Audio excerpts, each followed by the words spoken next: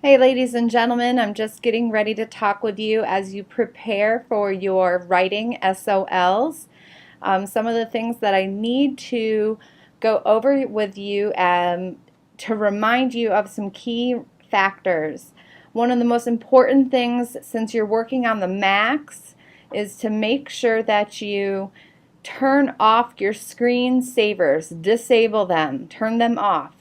With that, then, along those lines, is disable anything that is going to interrupt the testing session, meaning if you've got a program, something running in the background, right, like for instance I have Word down here that is technically running in the background. I need to quit out of it. Command Q does that. Notice the light went away. Same with PowerPoint. Command Q. You need to do that with Spotify and all of those other programs that you have running. Any of those games that you shouldn't have. Flash drives should not be plugged into your Mac, your laptop that you're utilizing while you're testing. No other devices should be plugged into your computer other than the charger. If you do not have a charger at this time of viewing this training video, you need to let your English teacher know. English teachers, please make a list and forward them to Mr. Christie and Mrs. Austin so that we can get an approximation of how many we're looking at that do not have Mac chargers, because they were turned in a while ago and we're waiting for them to come in, those parts to be ordered.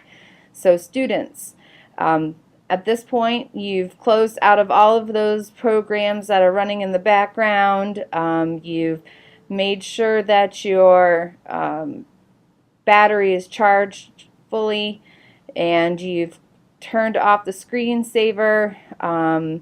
You've made sure your resolution is correct, full screen size, and you're going to pick a browser.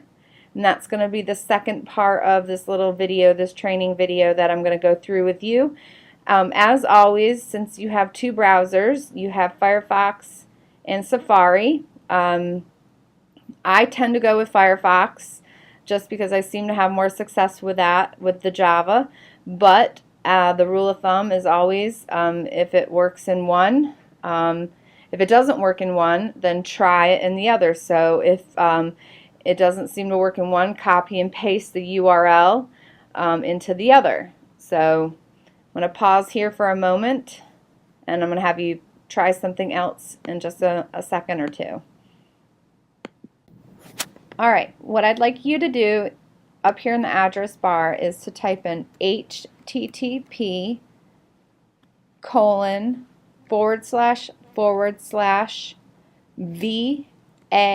va.testnav, that's TESTNAV.com/VAQC, and go ahead and hit enter.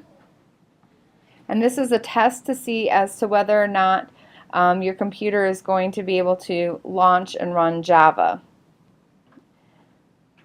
So far, if you got to this point, this is a pretty good indicator that it's going to work. Otherwise, it would have sat there and spun. If you got a prompt asking you to run, definitely click run. If it asked you to update, click later. Do not try to update Java. Click later, okay? And that's pretty much it at this point. So we'll go ahead and stop here. Trying to think of any other words of wisdom to give to you all. One other thing I'd like to show you really quick to make sure that you all know. I'm going to go over here to my Google, and I'm just going to put the VDOE practice items in. And I want to make sure that you guys know. Scroll down past math.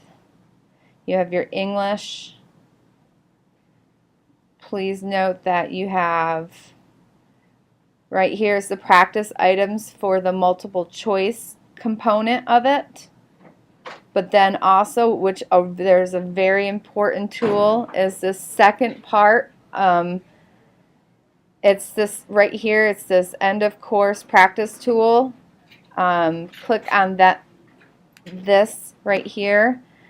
And it's going to launch another test nav.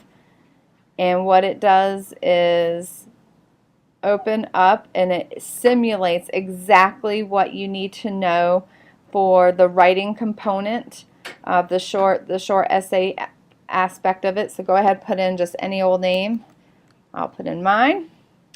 There you go.